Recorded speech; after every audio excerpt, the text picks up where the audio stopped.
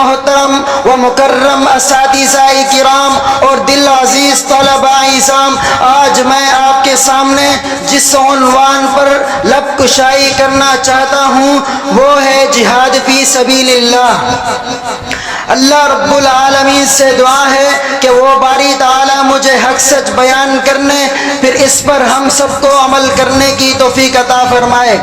عزیزان من، آج امت مسلمہ مایوس ہے، آج امت مسلمہ اداس ہے، آج امت مسلمہ پریشان ہے، بھائی بھائی کا گلا کاٹ رہا ہے، بیٹا باپ کو پھانسی دے رہا ہے، بیٹی ماں کو گالیاں دے رہی ہے، دوست دوست سے لڑ رہا ہے۔ ارے مسلمانوں، تمہیں کیا ہو گیا ہے؟ تم کافروں سے لڑنے کے بجائے اپنے بھائیوں کے گلے کاٹ رہے ہو۔ کافروں نے مل کر ہمارے لڑنے کا فائدہ اٹھایا ہے، یہاں تک کہ ہم آپس میں لڑتے لڑتے اندر سے کھوکھلے ہو گئے ہیں۔ پوچھنے والوں نے امیر مجاہدین سے پوچھا کہ آج امت مسلمہ مایوس ہے، لاچار اور پریشان کیوں ہے؟ آج پوری دنیا میں ہر قوم کا تحفظ ہو رہا ہے، آج پوری دنیا میں یہودیت کا تحفظ ہو رہا ہے، آج پوری دنیا میں نصرانیت کا تحفظ ہو رہا ہے، آج پوری دنیا میں مجوسیت کا تحفظ ہو رہا ہے، سوائے مسلمان کے۔ آج اگر کوئی قوم مظلوم، لاچار اور پریشان ہے تو وہ قوم مسلمان ہے۔ اس کی سب سے کڑی اور بڑی وجہ یہ ہے کہ آج ہم نے جہاد فی سبیل اللہ کو چھوڑ دیا ہے۔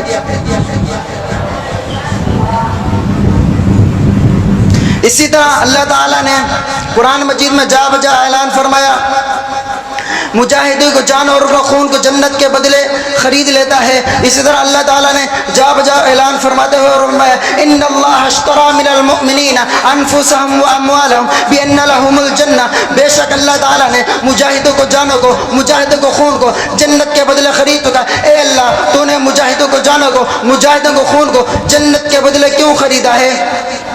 باقی بھی تو علماء، خطبہ، ادبیاء قرآن کرام بیٹے ہیں، تو نے ان کی جانوں کو جنت کے بدلے کیوں نہ خریدا؟ پھر میں کیوں نہ کہوں، مقتل سے اپنی یاری ہے، اقدار پرانا لگتا ہے، صدیوں سے کٹنا عادت ہے، ہر بار پرانا لگتا ہے۔